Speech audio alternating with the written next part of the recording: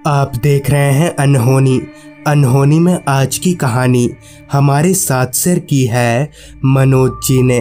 तो चलिए बढ़ते हैं आज की इस कहानी की ओर। ट्रक चलाते वक्त मैंने जब घड़ी में वक्त देखा तो रात के 11 बज रहे थे और मेरी ट्रक पूरी रफ्तार से नेशनल हाईवे 44 पर दौड़े जा रही थी। ठंड इतनी थी कि ट्रक चलाते हुए मैं कभी कभी कांपने लगता। ठंड के कारण हाईवे भी पूरी तरह से खाली हो चुकी थी। अभी मैं आगे बढ़ ही रहा था कि तभी मेरी ट्रक की हेडलाइट की रोशनी रास्ते के किनारे बाइक लेकर खड़े एक आदमी पर पड़ी, जो कि हाथ दिखाकर मुझे ट्रक रोकने का इशारा कर रहा था।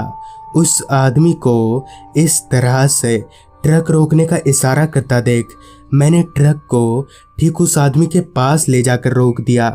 मेरे ट्रक रोकते ही वो आदमी मेरे पास आया और कहा, भाई साहब मेरी बाइक ख़राब हो गई है और यहाँ दूर दूर तक ना तो कोई मैकेनिक है और ना ही कोई दुकान, तो क्या आप मुझे थोड़ा आगे तक छोड़ देंगे?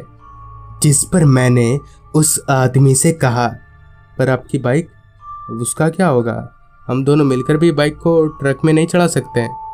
जिस पर उस आदमी ने कहा, उसकी चिंता आप मत करिए, मैं बाइक को ट्रक के पीछे चढ़ा देता हूँ।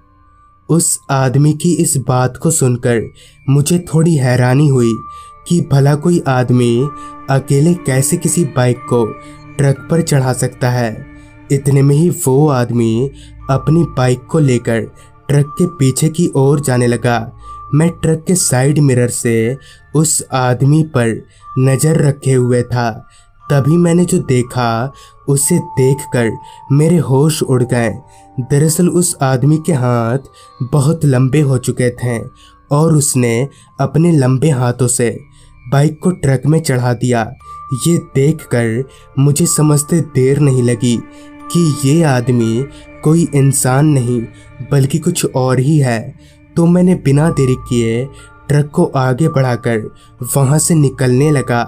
अभी मैं कुछ दूर ही पड़ा था कि तभी अपने आप ही चलती ट्रक का दरवाज़ा खुल गया और वही आदमी ट्रक में आकर बैठ गया। मुझे समझ नहीं आ रहा था कि अब क्या करना चाहिए। तभी मैंने ट्रक को पास ही में एक चाय की टपरी पर रोक दिया और ट्रक से उतरकर वहां से भाग निकला। कुछ देर बाद जब मैं कुछ लोगों को लेकर ट्रक में आया तो वो आदमी वहां से गायब था और साथ ही उसकी बाइक भी। तो दोस्तों, ये थी मनोज जी की भेजी गई कहानी। अगर आपके पास भी ऐसी ही कोई कहानियां हैं तो हमारे साथ ज़रूर शेयर करें। तो मैं आर्यन जल्दी ही मिलूँगा आपसे ऐसी ही एक कहानी के साथ।